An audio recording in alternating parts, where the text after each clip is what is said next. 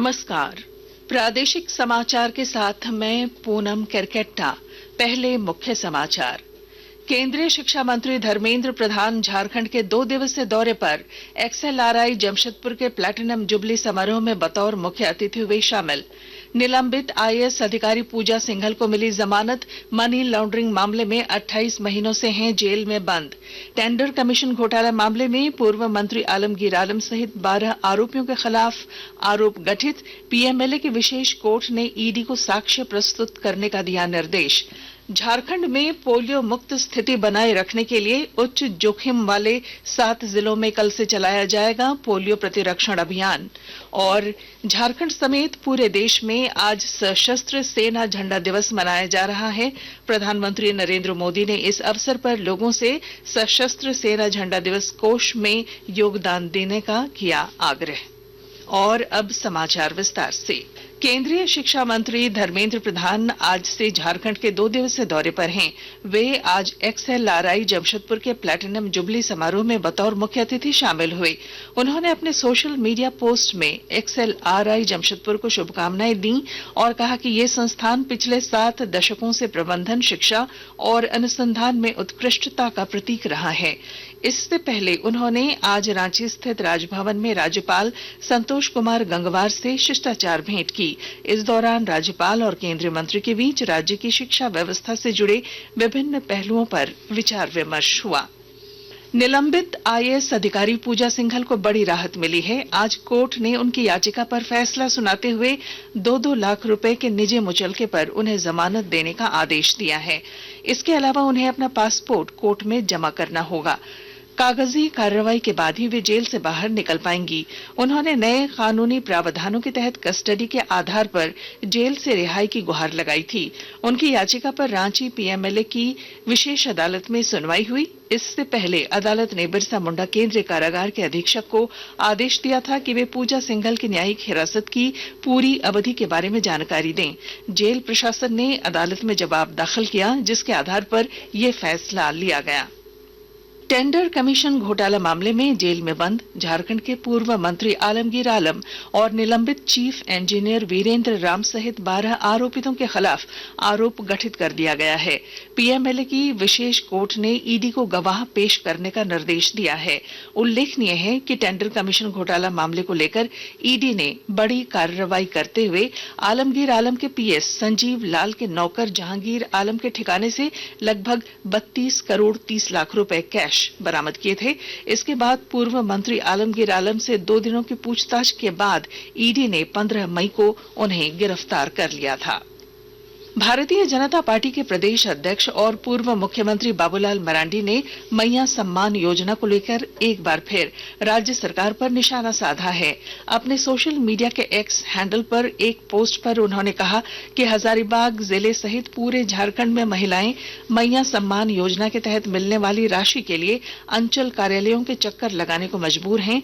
कई महिलाओं ने 4 से 5 बार आवेदन किया, लेकिन फिर भी उनके खातों में सम्मान राशि जमा नहीं हुई।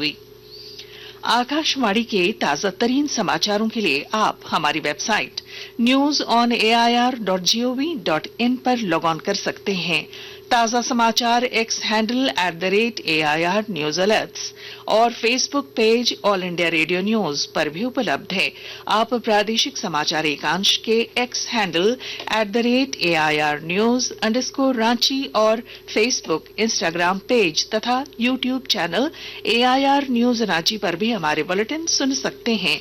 प्रादेशिक समाचार आप आकाशवाणी रांची से सुन रहे हैं।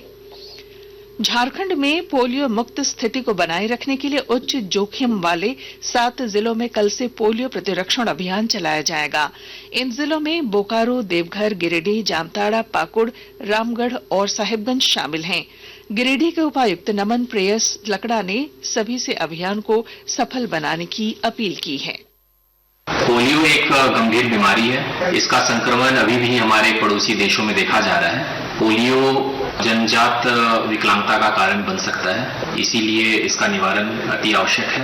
पोलियो की 2 खुराक 2 बूंद बहुत जरूरी है और इस हेतु पल्स पोलियो अभियान चलाया जा रहा है। हमारे सभी आंगनबाड़ी में एवं सरकारी अस्पतालों में 8 दिसंबर 2024 को एवं घर घर जाकर 9 और 10 दिसंबर को पोलियो की खुराक की 2 बूंद सभी बच्चों को पिलाना अति आवश्यक है। तो आइए हम लोग सब मिलकर भारत को पोलियो मुक्त बनाने में अपना आवश्यक कदम उठाएं।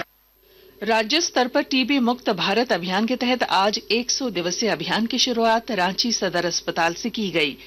रक्षा राज्य मंत्री संजय सेठ और विधायक सीपी सिंह ने जागरूकता रथ को हरी झंडी दिखाकर इस अभियान की शुरुआत की। मौके पर उन्होंने कहा कि प्रधानमंत्री नरेंद्र मोदी के नेतृत्व में मार्च 2025 तक भारत को टीबी मुक्त बनाने का लक्ष्य है और इसके लिए भारत सरकार लगातार काम कर रही है। झारखंड समेत पूरे देश में आज सशस्त्र सेना झंडा दिवस मनाया जा रहा है। प्रधानमंत्री नरेंद्र मोदी ने आज अपने संदेश में कहा कि सशस्त्र सेना झंडा दिवस देश के साहसी सैनिकों की वीरता, दृढ़ संकल्प और बलिदान को सम्मान देने का दिन है। श्री मोदी ने कहा कि उनकी बहादुरी प्रेरणा देती है और उनका बलिदान सभी को विनम्र बनाता है। उन्होंने लोगों से सशस्त्र सेना झंडा दिवस कोष में योगदान देने का भी आग्रह किया। सरायकेला खरसावां जिला पुलिस को ब्राउन शुगर की रोकथाम में बड़ी सफलता मिली है। एसडीपीओ समीर कुमार सवैया के नेतृत्व में हुई छापेमारी में आज पुलिस ने 3 महिलाओं को ब्राउन शुगर की खरीद बिक्री में संलिप्त पाते हुए गिरफ्तार किया है। पुलिस अधीक्षक मुकेश नायक ने प्रेस कॉन्फ्रेंस कर जानकारी देते हुए बताया कि इनके पास से 35 ग्राम की अवैध ब्राउन शुगर बरामद की गई, जिसकी अनुमानित कीमत 7 लाख रुपए है। 3 महिलाओं को गिरफ्तार किया गया है और उनके पास से कुल 35.44 ग्राम ब्राउन शुगर जब्त किया गया है। जब्त ब्राउन शुगर का बाजार मूल्य करीब 7 लाख रुपए के आसपास है। आदित्यपुर थाना पुलिस द्वारा पिछले 5 महीना में कुल 236 ग्राम ब्राउन शुगर बरामद की गई है और 11 मामले एनडीपीएस एक्ट के तहत दर्ज हुए हैं, जिसमें से 21 ड्रग पेडलर्स को गिरफ्तार करके जेल भेजा गया है। जामताड़ा जिला प्रशासन द्वारा महिला हिंसा पर विराम लगाने के लिए लगातार प्रयास किए जा रहे हैं। इस सिलसिले में आज जिले के नारायणपुर प्रखंड में कार्यशाला, रैली, विचार गोष्ठी, शपथ ग्रहण कार्यक्रम का आयोजन किया गया। मौके पर प्रखंड विकास पदाधिकारी मुरलीधर यादव ने कहा कि महिलाओं को जागरूक करने के लिए ये कार्यक्रम आयोजित किए जा रहे हैं। जिला हिंसा को रोकने के लिए जागरूकता कार्यक्रम के तहत रैली निकाल करके आमजन को यह संदेश देने का प्रयास किया गया है कि हम सभी को महिलाओं का सम्मान करना चाहिए और किसी भी परिस्थिति में उन्हें प्रताड़ित नहीं होना चाहिए। यह संदेश जन जन में जाए, इसके लिए हम ये कार्यक्रम कर रहे हैं। रामगढ़ जिले में किसानों के विकास के लिए कई प्रयास किए जा रहे हैं। विस्तृत ब्यौरा दे रहे हैं हमारे संवाददाता। रामगढ़ जिले में कृषि उत्पादन बढ़ाने के लिए हर स्तर पर प्रयास किए जा रहे हैं। एग्री क्लिनिक के माध्यम से एक तरफ किसानों के खेतों की मिट्टी जांच की जा रही है, तो दूसरी तरफ मिट्टी उपचार के संबंध में तकनीकी जानकारियां भी दी जा रही है, ताकि किसान अधिक से अधिक कृषि उत्पादन प्राप्त कर अपनी आमदनी बढ़ा सकें। इस विषय पर जिला कृषि पदाधिकारी बताते हैं कि केवल रामगढ़ प्रखंड में हजारों किसान के खेतों की मिट्टी जांच के साथ साथ उचित परामर्श भी दिए गए हैं। कौशल किशोर तिवारी, आकाशवाणी समाचार, रामगढ़। और अब मौसम। बंगाल की खाड़ी में बन रहे एक पश्चिमी विक्षोभ का असर झारखंड में अगले 2 दिनों तक रहने का अनुमान व्यक्त किया गया है। मौसम विभाग के अनुसार पश्चिमी विक्षोभ के कारण 8 और 9 दिसंबर को लगभग सभी जिलों में हल्की बारिश हो सकती है। और अब अंत में मुख्य समाचार। केंद्रीय शिक्षा मंत्री धर्मेंद्र प्रधान झारखंड के 2 दिवसीय दौरे पर XLRI जमशेदपुर के प्लैटिनम जुबली समारोह में बतौर मुख्य अतिथि हुए शामिल। निलंबित IAS अधिकारी पूजा सिंघल को मिली जमानत। मनी लॉन्ड्रिंग मामले में 28 महीनों से हैं जेल में बंद। टेंडर कमीशन घोटाला मामले में पूर्व मंत्री आलमगीर आलम सहित 12 आरोपियों के खिलाफ आरोप गठित। PMLA की विशेष कोर्ट ने ED को साक्ष्य प्रस्तुत करने का दिया निर्देश। झारखंड में पोलियो मुक्त स्थिति को बनाए रखने के लिए उच्च जोखिम वाले 7 जिलों में कल से चलाया जाएगा पोलियो प्रतिरक्षण अभियान। और झारखंड समेत पूरे देश में आज सशस्त्र सेना झंडा दिवस मनाया जा रहा है। प्रधानमंत्री नरेंद्र मोदी ने इस अवसर पर लोगों से सशस्त्र सेना झंडा दिवस कोष में योगदान देने का किया आग्रह। और इसके साथ ही आकाशवाणी रांची से प्रादेशिक समाचार का ये बुलेटिन समाप्त हुआ। नमस्कार।